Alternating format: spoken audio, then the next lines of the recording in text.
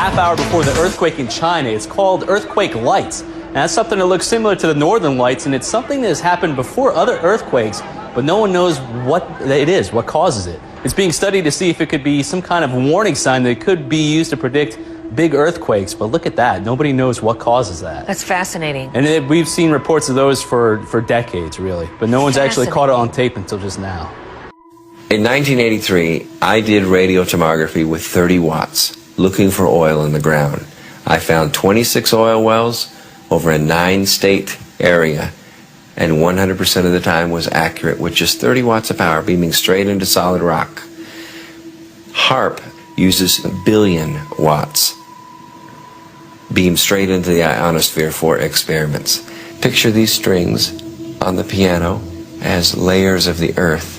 Each one has its own frequency. What we used to do is beam radio waves into the ground, and it would vibrate any strings that were present in the ground. We might get a sound back like, and we'd say, that's natural gas. We might get a sound back like, and we say that's crude oil. We were able to identify each frequency. We accomplished this with just 30 watts of radio power.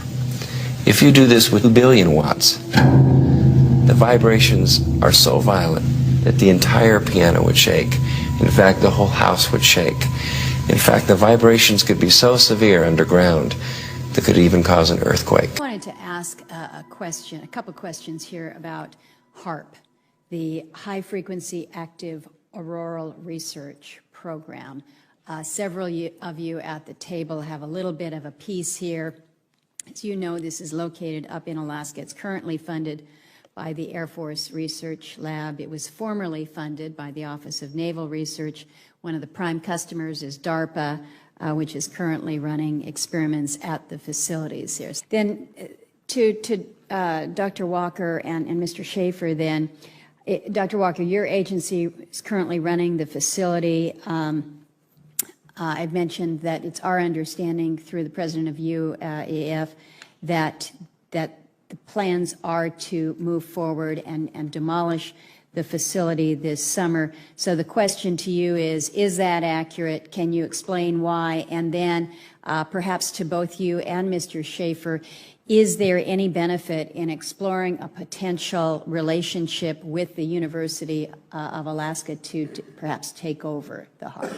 Yeah, thank you, Senator. The Air Force has gotten great value out of HAARP in the past.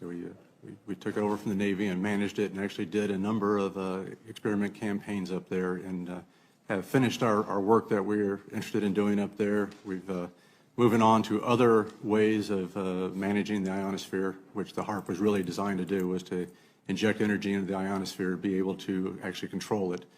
And but that work has been completed.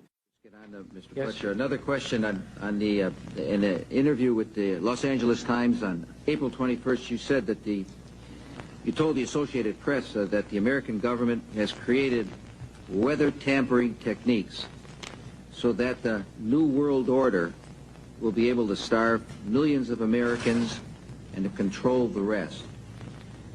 Would you explain what you were trying to say? Well, what I was trying to say is exactly what I said. There is weather control techniques. We have a complete package on that, which I did not bring, but I certainly will see to it that it is brought in for the record. Number one, the entire patents on the equipment.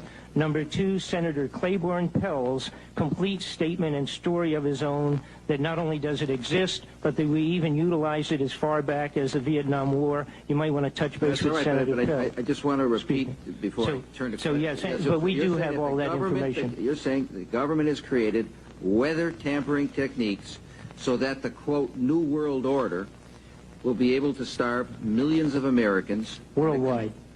Millions of Americans, and to control the rest. Yes, sir, and that's my belief. As bizarre as that sounds, if somebody had told me that equipment even existed 10 years ago, I would have thought they were nuts, sir. And at this point in time, we have all the documents to prove it. And if you think that 85 tornadoes takes place in the middle of our growing area by simultaneous accident, I'm sorry. With the equipment that's already set up internationally, And as bizarre as that is, it is proven and documented. We will supply you with those documents. As bizarre as that is, I would say that weather wars, and this is quoting actually Senator Claiborne Pell himself, that they are the greatest weapon ever created in the world, and that's the senator's own statement. So yes, I do stand on that. Thank you, Mr.